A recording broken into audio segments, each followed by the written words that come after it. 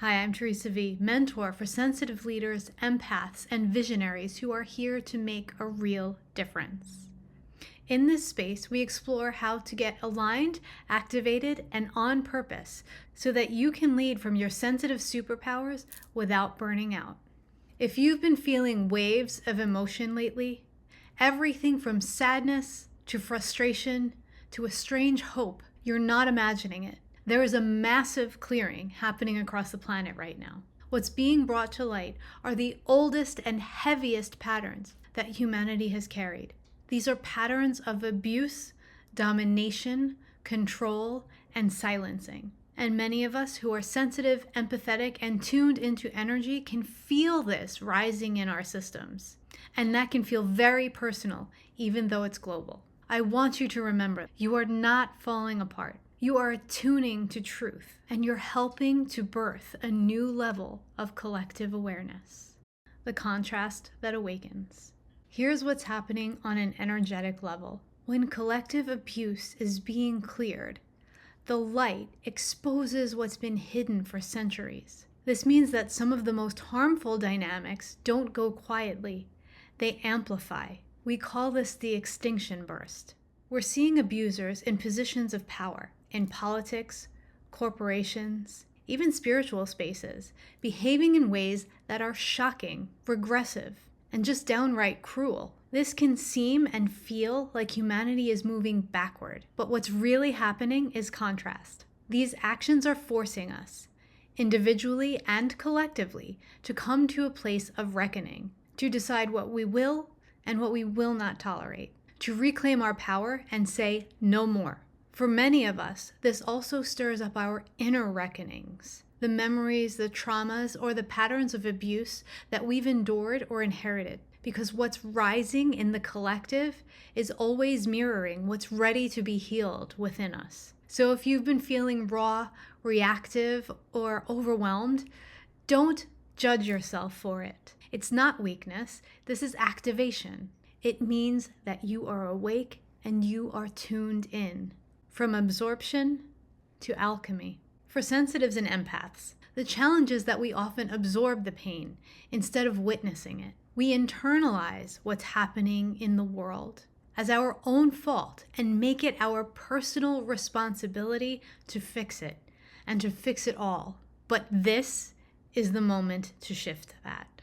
We are not here to carry the whole world's suffering. We are here to transmute it, to allow divine light to move through us and return distortion to harmony. Try this with me right now.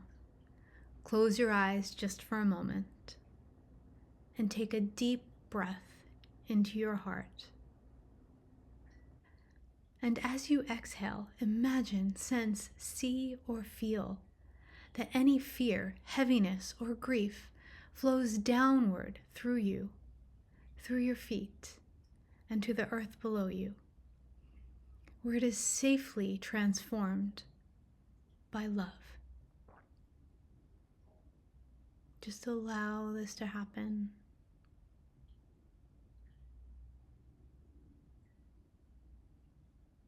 And then breathe in light from above. The light comes from as high up as you can imagine. Feel it entering through the crown of your head, filling every cell as it travels down to your heart, where it continues to spread throughout your body, filling every single cell with each breath, growing larger and stronger, and then extending itself out into your energy field.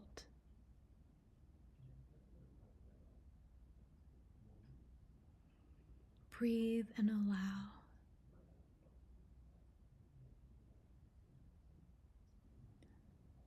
Let this light, this process, remind you that you aren't here to fix the world by force. You're here to be the frequency of healing.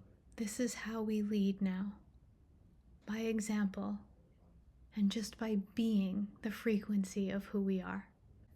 this season's complexity. Now, at the time this video was shot, we are moving into November, a month that in the United States is centered around Thanksgiving.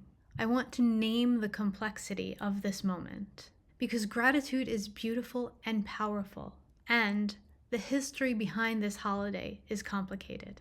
This is also a time, especially for Indigenous people, that is a remembrance and a reminder of colonization, loss, and abuse. So as we talk about gratitude this month, I want to look at it from a wider lens. True gratitude doesn't turn away from truth. It doesn't ignore pain. It's able to hold the whole story, the grief and the grace, with reverence. That is the kind of gratitude that heals. It's not about pretending everything's okay and running away from what's right in front of us. It's about saying, even as we reckon with what is broken, I am grateful that the light is strong enough to show us the way forward. And once the light illuminates things, we can never unsee them again. They will always be part of our knowledge. Gratitude as alchemy. So how do we work with gratitude at this time of global reckoning? We use it as alchemy. When we give thanks for our awarenesses,